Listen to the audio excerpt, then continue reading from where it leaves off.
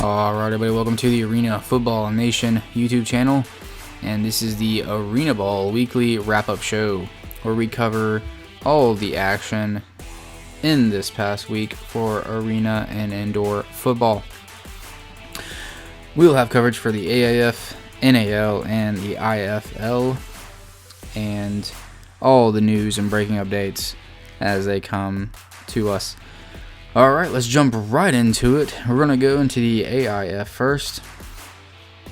In the AIF, we had two games, with the first one being the Lions taking on the Stampede in a rematch of last week's game. And the last week's matchup was a blowout win for the Lions, beating the Stampede 73-19 in a big win. And Stampede facing their first loss. Well, it was a much closer game this time around. The Lions ended up getting the win, beating the Stampede 42-34. Not as dominant of a win as for the Lions, and Stampede to show a lot more fight in this game, obviously making it a closer score, and a lot more competitive game in this one, which is what you like to see. The blowout wins, you can keep that for the scrimmages against teams that are in lower leagues or semi-pro or amateur teams. This looks good for the league overall, having this closer matchup win for the Lions, continuing to be dominant and staying undefeated in the AIF. But yeah, just part of the core. But Stampede looking a lot better in this one, with a much closer score. In the second game for the AIF, you had the Tritons taking on the Venom in the All-Texas shootout, and this also was another pretty solid game overall, with the Tritons getting the win against the Venom 48-34. So two closer matchups, overall great games. Venom still not getting a win in the AIF at this point. They have won scrimmage games against semi-pro and amateur teams, but have not won a game yet. And on the flip side, the Tritons are undefeated in league play for the AIF. So just continuing to set up that epic matchup between the Lions and the Tritons here at the end of the season. And overall, it was a pretty solid weekend of games for the AIF. Should be great games going forward, as we are at the halfway point of the season, a little bit over halfway for the AIF. And we should start seeing the playoffs shape up and see what we're really going to look forward to here in the postseason.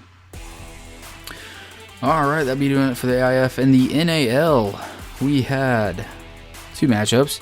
We had the Horsemen taking on the Aces and beating them 49-36. Once again, another close game, closer score. Aces looked to be a little bit more improved than early on in the season.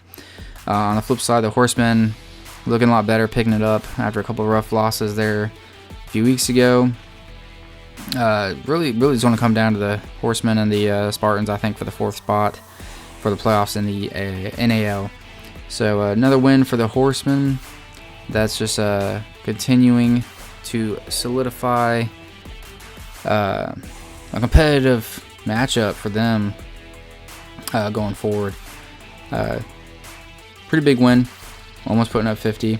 Aces showing some life, turning things around for them. Next up, you have the Cobras taking on the Bandits and winning in pretty convincing fashion at the end of the game, but through three quarters, it was a pretty close, tight game. And but the Cobras did end up pulling away, getting the win, 55-24 over the Bandits. This is a pretty, like I said, through three quarters, it looked like pretty much a game I expected it to be, with both the Bandits and the Cobras being two of the top tier teams in this league. So really did not expect it to be as big of a difference in the score, in the final score. But the Cobras did, stout defense, took advantage of some mistakes and then some turnover action, and did get a pretty good win at home and beating the Bandits. And that's a pretty big score right there, I think, like I said about the IF, the NAL, we're getting closer to the halfway mark, and the playoff picture should be starting to shape up. So this is a big win, and I think the Bandits will bounce back.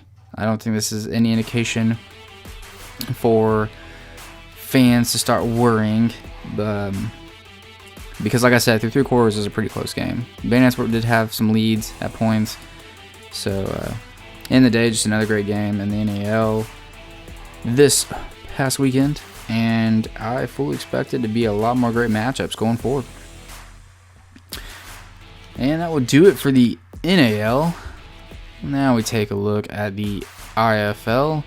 Had some really great matchups this past weekend in the IFL.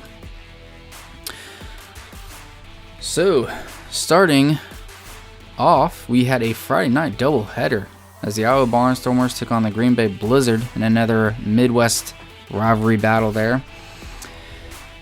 You had Green Bay coming to the game on a 3-game winning streak. They're looking pretty solid there, while the Barnstormers are looking to come away with their first victory this season. You got a tale of 2 teams here. And after a back and forth battle, the Blizzard extended their winning streak to 4 games after defeating the Barnstormers 40-33 in a closer matchup than most expected. Unfortunately, the Barnstormers are still looking for that first win. Green Bay solidifying another solid win as they continue to chug along.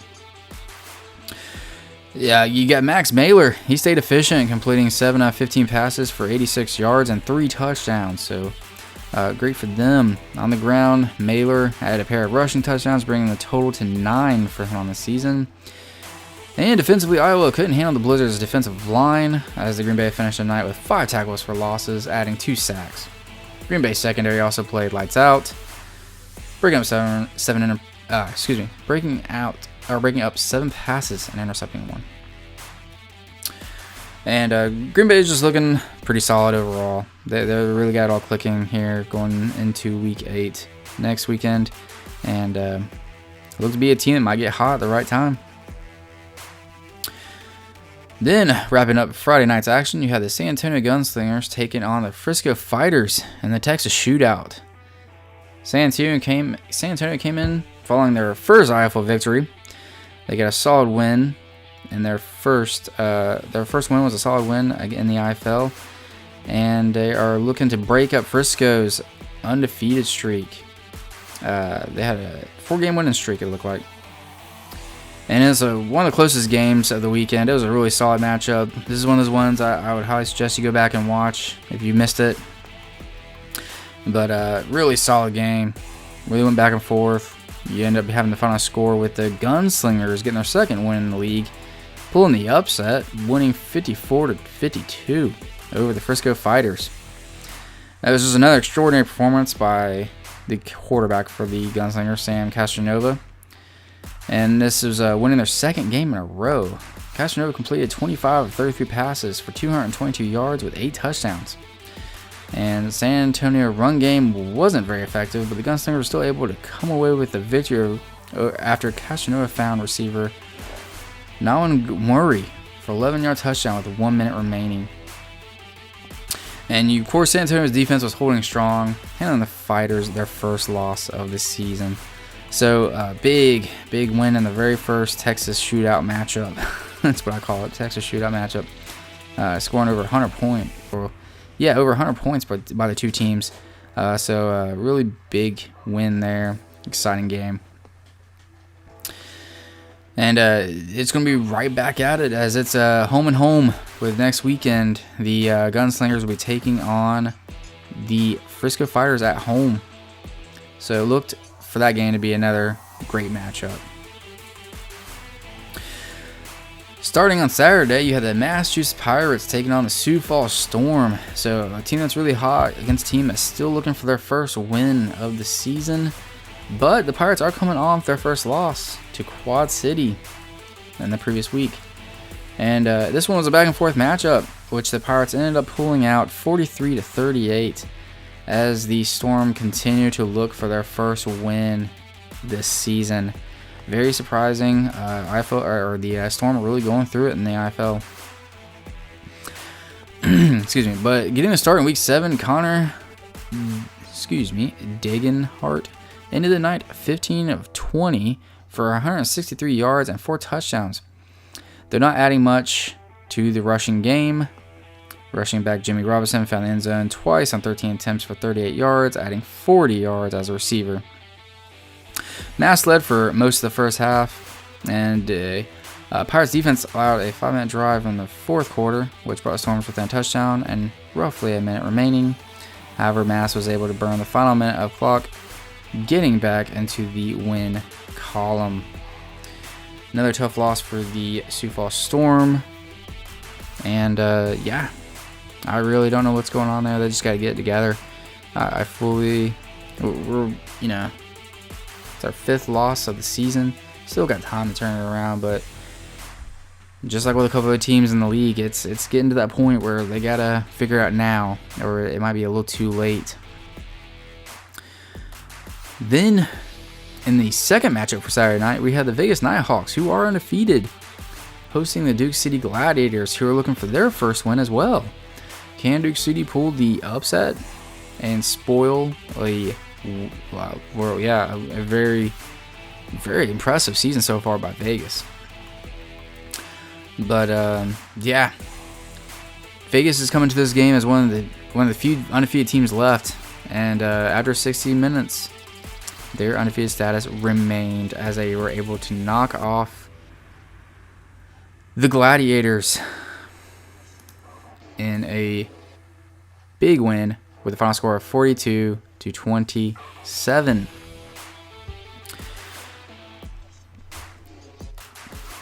Yeah, it was a closer game than most of the other wins. Most of the other wins have been really impressive, getting big leads, looking very stout defensively. But either way, they came out with a win regardless, doing a great job taking care of business against the Duke City Gladiators. Next up, in another battle that came down to the wire, a lot of games this season have been doing that. A lot of low scoring and a lot of games coming down to the end there.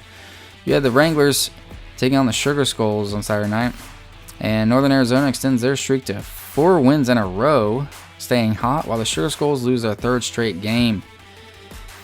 Northern Arizona came to the week on a 3-game winning streak, which continued another week after a strong performance from the Wranglers in Week 7. Joshua Jones completed 16 of 25 passes for 190 yards and 3 touchdowns, adding 76 yards and a score on the ground.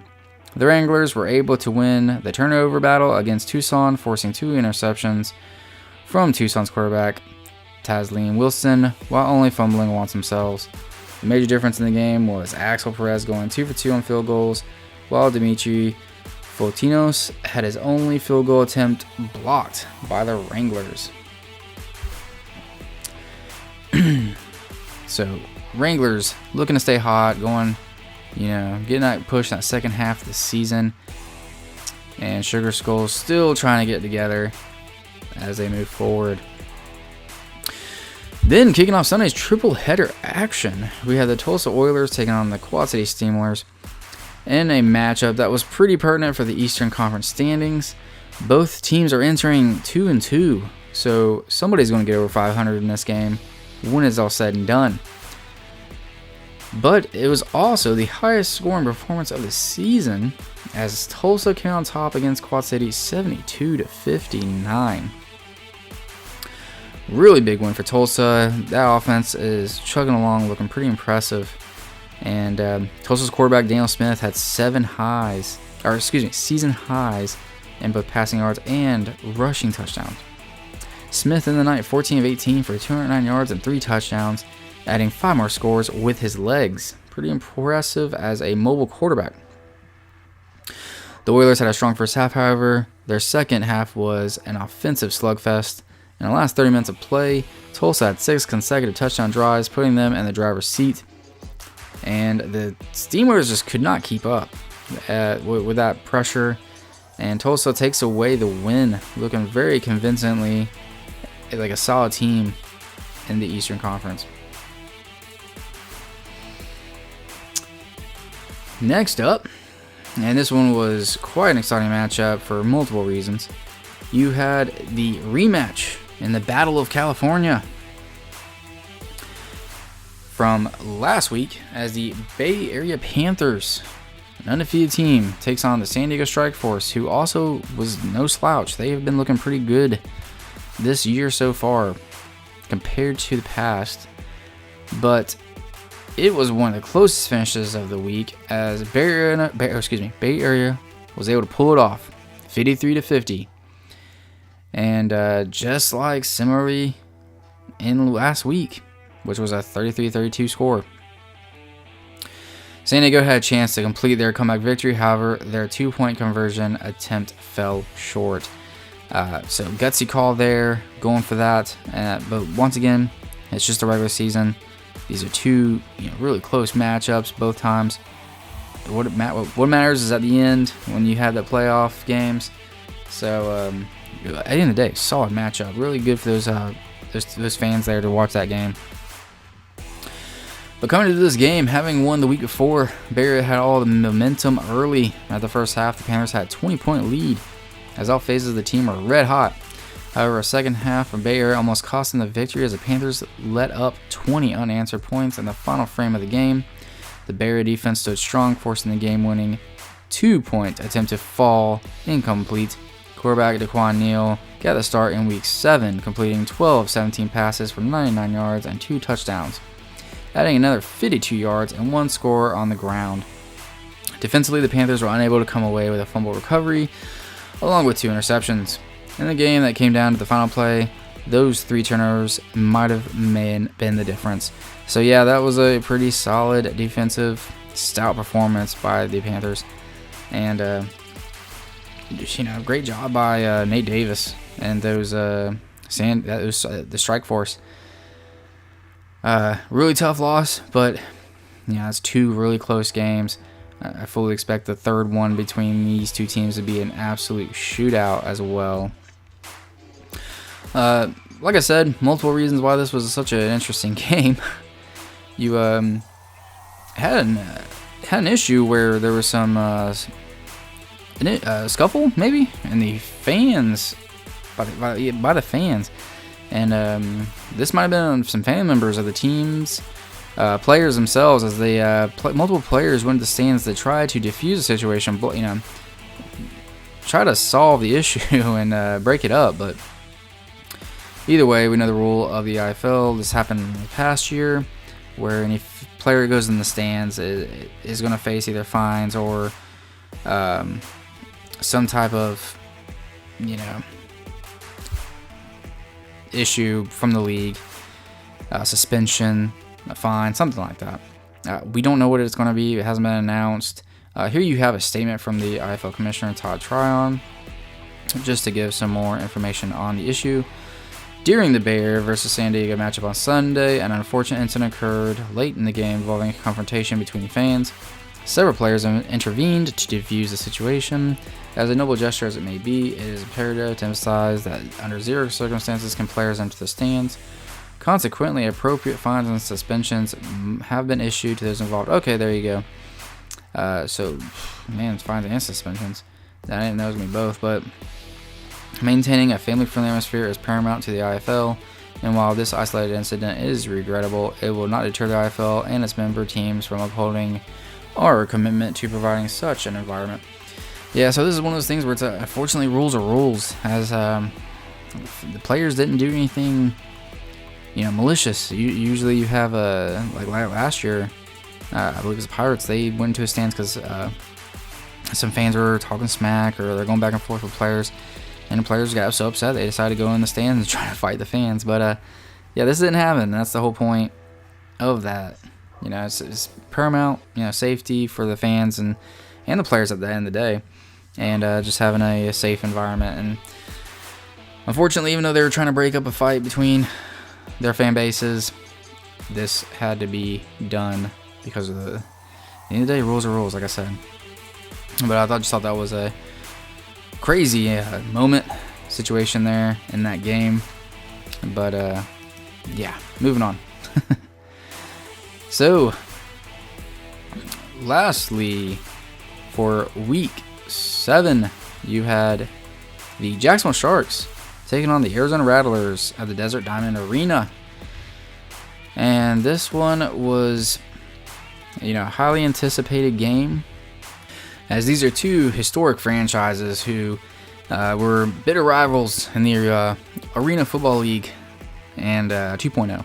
And yeah, everybody likes to bring up the Arenaball instant classic, touchdown by Aaron Garcia, where they got the victory over the Arizona Rattlers. And man, it's been years and years where people were talking about the Sharks and Rattlers. Would they ever play again against each other? And yeah, so a lot of hype was going into this game as the Sharks traveled to the Rattlers and their matchup in the IFL. So yeah, the Rattlers are back to being a 500 team after ended up winning the game 55-35 Sunday night. The Sharks were on pace to win their first game of the season. However, a 23-point fourth quarter by the Rattlers spoiled that opportunity. Yeah, it was just a much better game for the Sharks. They really kind of were bringing it all together. Got a solid first half. Really great game. You couldn't ask for much more as fans of these two teams. These fan bases want a solid game. Sharks looks like it might come into Desert Diamond and pull spoilers and get that first win against a pretty big opponent. Some would say these are old rivals.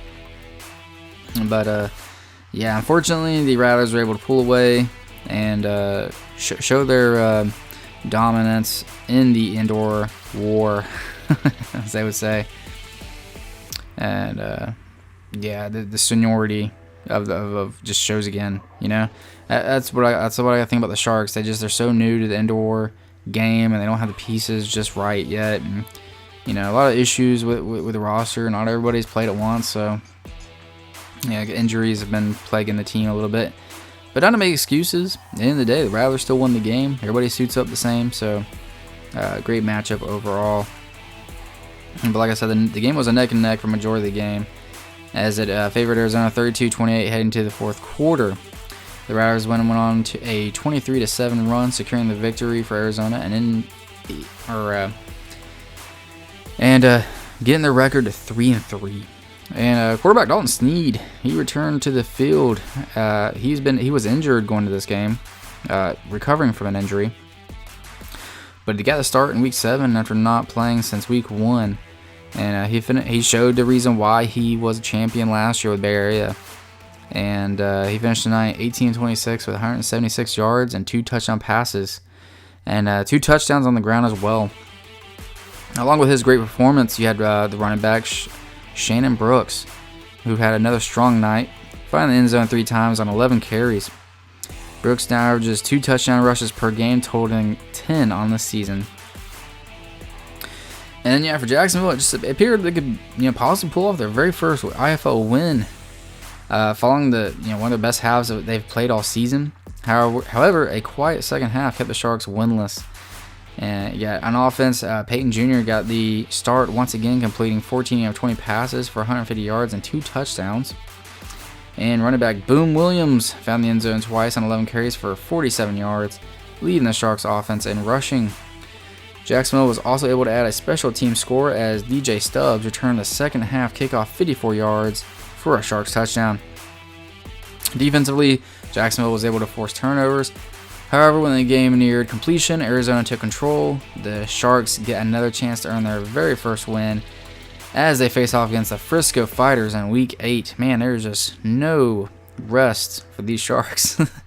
I do have to say that it has been an absolute brutal schedule for the Sharks. And yeah, I just think this is one of those welcome to the IFL moments, honestly. I have to think that the Sharks have the toughest schedule in the whole league. But yeah, either way, still looking for their first win. And yeah, I would say this is that point where teams have to turn around, figure it out really quick, because we're getting to that almost that halfway point, and yeah, the playoff picture is really starting to take hold, and we're going to see what teams get hot at the right time and who doesn't. But anyways, with all that said, we want to take a look at the standings real quick. For the AIF, you have the Columbus Lions 4-0 at top of the table. They're looking like the team to beat. It really is their league. to own until somebody knocks them off. And I think Triton's might be the only team to do it, has the best chance. And there you see them sitting in second place at 3-0. Yeah, that matchup there at the end of the year, or in the season, I should say, is looking like it might just be the championship preview. These two teams very well could go undefeated, going to that game right before playoffs. So, really top heavy for the AIF. In third place, you got the Harrisburg Stampede. They did come out hot from the get-go, but they're now looking at a 1-2 record after losing to the Lions 2 times in a row, I believe it is. And then the River Kings and Venom end up at the bottom of the table with an 0-2 and 0-3 record, respectively. Still looking for their first wins, and yeah, so can't wait for them to play each other to see who can get a win there. But yeah, it looks like it's just Lions' thing to win, unless the Tritons can knock them off, pretty much. That's the AIF. Now let's look at the standings for the NAL. Kind of the same situation here. You got the Beef standing on top, 3-0. They're looking pretty solid. Overall, they're like the complete package in the NAL. And I could honestly see them competing in other leagues too. And yeah, 3-0. Then in second place, you got the Sioux City Bandits. They're with 3-1, coming off that loss to the Carolina Cobras. And it was a great matchup, and the Carolina Cobras were just able to pull away there late. And then obviously in third place, 4-2 record, you got the Cobras. And yeah, man, like I said in multiple videos now, that's right there, the top 3. I think those are locks to get in the playoffs. And then between the Horsemen and Spartans to get that 4th spot. Who knows? The Aces, they're sitting at 0-3. Maybe they could get a couple wins here and there, and they can get that 4th spot. As the Spartans the Spartans and the Horsemen are both 1-3, and then the Flying Aces, as you can see, are 0-3. Overall, pretty great season so far in NAL. I think it's pretty competitively balanced overall. I didn't think the Cobras going to get such a big win there at the end against the Bandits. And then story of the season for me is the Spartans. I think they're going to surprise a few more teams. They got that big win already. So who's going to get hot going late into the season? The Spartans could go on a tear and get a couple more wins and go up the table there in the standings. Then lastly, we'll take a look at the IFL. Here you have the Eastern table. You have the Pirates at the top with a 5-1 overall record. Once again, just a top team in the East. They've been like that for the past couple years, and only have that one loss. And that one loss was a surprising one. So, is there many more chinks in that armor, or is it going to be a 2-dog race? It looks like it might be a 3-dog race. You got Green Bay right there with them, as the Frisco Fighters and the Green Bay Blizzard are also 4-1. Green Bay looking really strong. They look like they might turn it around this year and really be competitive, make a push there. And Frisco, once again, another team that's just always there at the end, always having a solid regular season. Really competitive year this year in the IFL. Then you have Tulsa. You got 3-2 record, right there in the middle. And then following that, you got the Quad City Steamwheelers at 2-3. So really, it's a 5 team race there at the top. As at the bottom, you have 3 teams who have not won a game yet. Yes, it's the bottom dwellers of the Eastern Conference, as the Iowa Barnstormers, Jacksonville Sharks, and the Sioux Falls Storm are all 0-5. So it was initially like, place your bets on who will be the remaining. Place your bets on who will be the remaining undefeated team. Now it's place your bets on who will get their first win. As all 3 teams are having a rough year. What really stands out to me is you got Iowa. They're 0-4 in the conference, and for the IFL with 2 divisions, it matters a conference record for playoffs. And Sioux Falls also 0-5. So pretty interesting, as the Sharks are only 0-1. they've literally only played one conference game compared to everybody else, having multiple conference games. So even though the Sharks, it's looking rough for them at 0-5, the silver lining is they've only lost one game in the conference. So they haven't really gotten to their conference play much. So they have a really good chance of going on a tear, if possible, when they start getting those conference games. And, they can make a push. Might still make the playoffs. So don't give up yet, Shark faithful. And in the Western, you can see right there at the top, you got the two top-heavy teams, undefeated, big dogs in the league, Bay Area Panthers and the Vegas Nighthawks, both at 5-0. Really big heavyweight bout next weekend as they will face each other to secure dominance in the West on who is the better team. Right under them, you have the Northern Arizona Wranglers at 4-1. Kind of sneakily, really good team. Obviously they're one of the better teams in the league.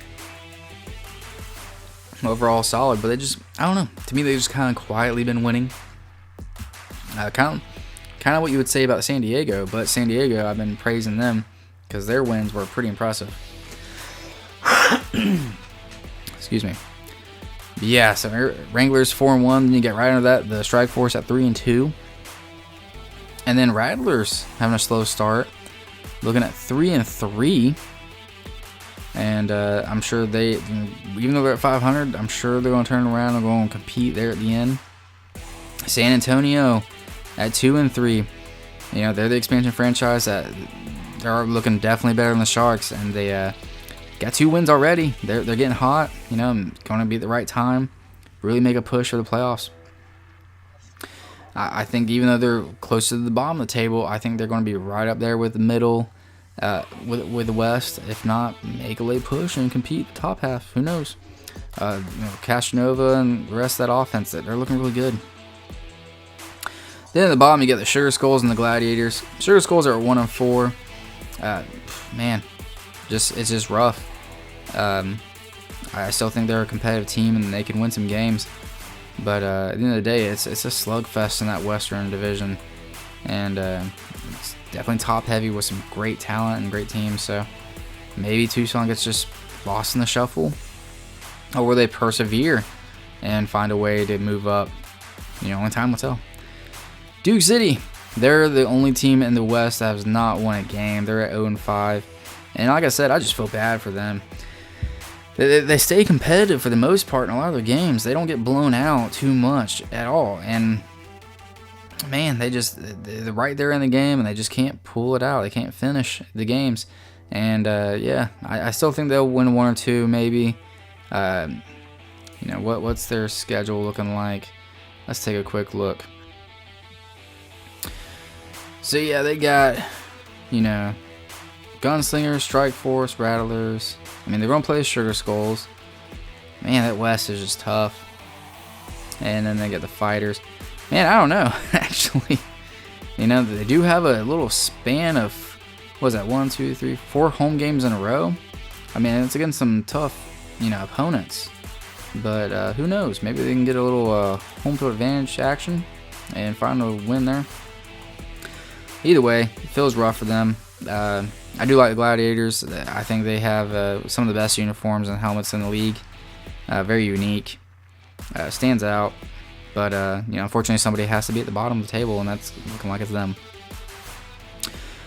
Alright, everybody, that will do it for Week 7 of indoor and arena football action here on the Arenaball Weekly Wrap-Up Show.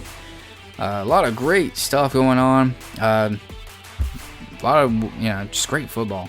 It's really going to come down to the wire for some of these teams and these leagues. And, man, maybe I'll start doing some, overall top teams nationally or something fun like that. I'm going to do, some tier lists. I know I've been saying tier lists so much. I apologize. I did make a couple videos. I just never uploaded them.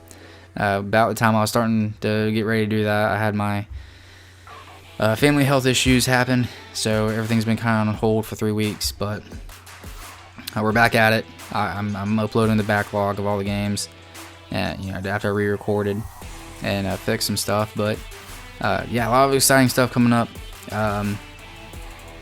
Also, there's a couple other videos I want to make outside of these videos. You got some other leagues coming up. Also going to do some AFL coverage. AFL kicked off, so we're going to have a video for that as well, and some other fun stuff too. So if this kind of content interests you and you want to follow along, I really appreciate it if you like the video and subscribe, and don't miss a beat on any of these videos as we get further and further into the arena and indoor football season. Alright everybody, thank you for checking out the video, and I will see you in the next one. Alright everybody, be safe.